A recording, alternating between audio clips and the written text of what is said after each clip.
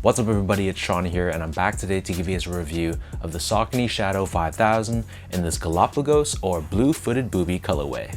So this is a summer-ready version of the Shadow 5000, which is part of Saucony's Saucony x Saucony line, which is basically a collaboration within themselves, releasing more creative versions of their classic models, including this one, which is inspired by the famous Galapagos island and one of the birds that are native to that island, the blue-footed booby. So these retail for a price of $130 US or $180 here in Canada. The official colorway for this shoe is white and multicolor. And at the time that I'm recording this video, these are still sitting on Saucony's website. So for anyone interested in buying these, be sure to check out Saucony's website and grab these before summer is over. First things first though, here's a quick look at the box. So this comes in a very tropical looking box, which is done in this bold blue color, and we have this wave-like pattern to it running across. And as far as the shoe goes, so this is your classic Shadow 5000 silhouette, which is a model that originally released back in 1989. So diving into the details, you'll see on the toe box, the base layer of the shoe is constructed out of this pale green colored mesh, which feels thin and flexible to the touch. Surrounding the front toe cap, we have this suede layer, which is done in this off-white or light beige color. And then next to this, covering the U-throw area of the shoe, we have more of a white colored flat suede or almost nubuck-like material. And then that same hairier suede that we saw on the front toe cap, this covers the eyelets of the shoe, but the third and fourth eyelet from the bottom are covered in this green colored TPU, as well as the very top two eyelets as well. Underneath this, on the mid panel, we have more of that same mesh that we saw on the toe box. And then overlaid on top of this, we have that signature Saucony stripe, which is constructed out of a dark pink colored leather, and this leather feels very nice and soft to the touch. And then underneath this, surrounding the bottom of the mid panel, we have a green colored leather, which feels like a flat suede. Moving downwards, you can see we have more of that white colored nubuck that we saw earlier on the U-throw area of the shoe. And then next to this, wrapping around the back of the sneaker, we have a bit of a darker green colored nylon with this mesh layer on top. And then beneath this, surrounding the bottom of the heel, we have more of a flatter suede, which is done in this off-white or light beige tone. And we have Saucony pressed across in this bold blue finish. In the middle above this, we have more of that green colored leather or flat suede that we saw earlier on the mid panel of the shoe. And then the very top of the heel is covered in a very soft light blue colored leather. As far as the laces go, so these come with two different lace options. The standard default lace is a flat style lace in white, but they also give you a secondary pair of blue colored laces if you want to give the shoe a little bit more pop and an added splash of color. Underneath this, we have this slightly padded tongue, and it's covered in that same nylon mixed with mesh material that we saw surrounding the back of the shoe. And then covering the top of the tongue, we have this large rectangular tag featuring these GPS coordinates which point to the Galapagos Islands. And then on the right foot, we have Saucony Shadow 5000 branding, along with an image of the blue-footed booby.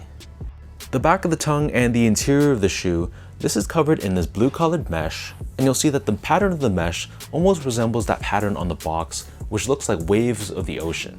And then as far as the insoles go, these come with a foam lined insole. It's covered in this pale pink colored textile on the top, and stamped on the heel we have Saucony branding. And you'll see underneath the heel, we have a secondary layer of foam to give you that added level of comfort and cushioning. So the upper of the Shadow 5000 sits atop this EVA foam midsole, which is painted in green on the forefoot, white on the remaining 2/3, and it's painted in gray on the top portion of the heel. And then turning this pair over to the bottom, so this outsole is constructed out of a semi-translucent, vibrant blue colored rubber. So this reminds me of the color of the water surrounding these islands, which gives it a very tropical look and feel. And we have this triangular shaped traction pattern on the forefoot and Saucony branding right in the middle. So that breaks down the look and the construction of this pair. And for those wondering about sizing, my foot measures as a true size 10, slightly on the wider side. I got these in a size 10 and they fit pretty snug in an exact 1-to-1 fit. So if you like your shoes to have a bit more room, or if you have a really wide foot, or if you're in between sizes, I'd recommend going up a half size. But if you don't mind that exact snug 1-to-1 fit, then you might prefer just sticking true to size. So it comes down to personal preference. Usually for the Shadow 6000, I go up to a 10.5, and I feel like 10.5 might have been the better option for me as well for this pair. Getting these in a size 10, there was less than a finger's width between the edge of the shoe and the top of my toe, which I consider to be borderline too snug. So ideally, if you're able to try these on in store, I would definitely recommend that first. Moving on to the comfort, so the Shadow 5000 is a great shoe for just everyday casual use, but it's not going to be a super comfortable shoe, and in fact I personally prefer the Shadow 6000 over the 5000.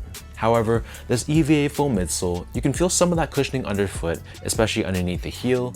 The forefoot in comparison is a little bit flatter and firmer. But again, like I said, for just an everyday casual use shoe, I think you'll be totally fine with this pair. And the Shadow 5000 is a very lightweight sneaker as well, so that's an added bonus, especially if you're going to be wearing these during the hot summer season. No one really wants a super clunky heavy shoe on foot, and you probably prefer more of a lighter weight sneaker for those warmer climates. Finally, in terms of the overall quality and craftsmanship, so first off, material quality I was very happy with. Just like most of the Saucony x Saucony releases, the quality of the materials I thought were very nice. All the different leathers, the suedes, the nubucks, everything used on the shoe, you can tell that they didn't cheap out whatsoever. And based on my limited experience with Saucony as a brand, even their super general release pairs, they usually deliver when it comes to the material quality. But from a build and craftsmanship standpoint, I thought my pair definitely had some noticeable flaws. Specifically, the paint job on the midsole was a bit sloppy, and there was quite a bit of glue surrounding the area where the midsole connects to the upper. But luckily, the stitch job I thought was pretty good, and the panels were cut and placed consistently, so it was by no means a perfectly built and crafted pair, but the issues that I had, let's just say they weren't deal breakers.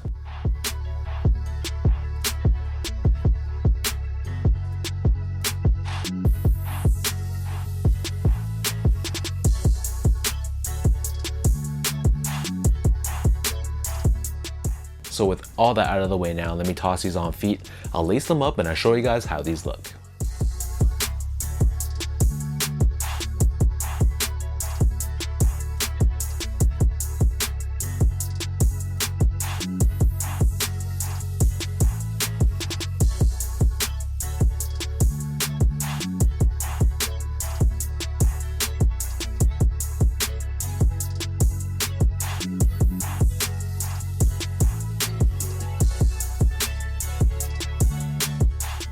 I think this is a very solid, under the radar release from Saucony, and I think this is a beautiful sneaker to wear in the upcoming summer months. I love the tropical vibe of this shoe. They exude the theme that they were going for so well, and like I said, the materials used on the shoe I was very happy with as well. So let me know in the comment section down below what you guys think about the Saucony Shadow 5000 in this blue-footed Booby or Galapagos Island colorway. What are your overall thoughts on this colorway? And are you a fan of the Shadow 5000 generally? Is it not really for you? Either way, leave a comment down below. If you guys like this video, be sure to like, comment, and subscribe to my channel if you haven't yet. You can follow me on Instagram at esco8, follow my Twitter account at sean.go, and visit my website as well at seango.ca. So until next time, thank you so much for watching. Hopefully you guys enjoy this review, and I'll catch you guys all in the next one.